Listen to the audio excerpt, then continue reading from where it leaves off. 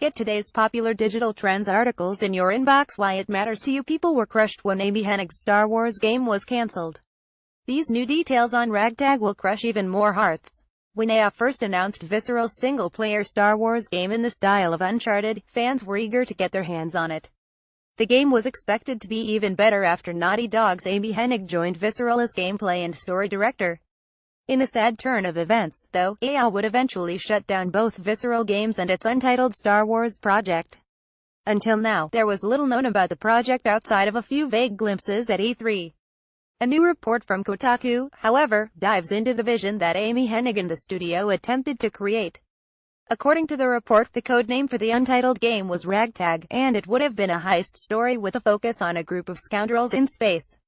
After speaking to nearly a dozen former Visceral employees, Kotaku reported that the game would have followed a cracked mirror version of Han Solo named Dodger.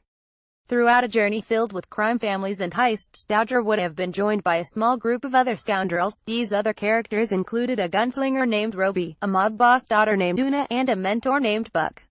Everything would have taken place between the original 1978 Star Wars film and The Empire Strikes Back, dealing with the destruction of Alderaan. In order to distinguish itself from Uncharted, players would have been allowed to control multiple members of the team. Instead of taking out enemies directly, the emphasis was put on messing with the environment to distract enemies. With their attention turned elsewhere, enemies could be taken out in non-lethal ways. As expected, EA reportedly demanded that a multiplayer function be added to Ragtag.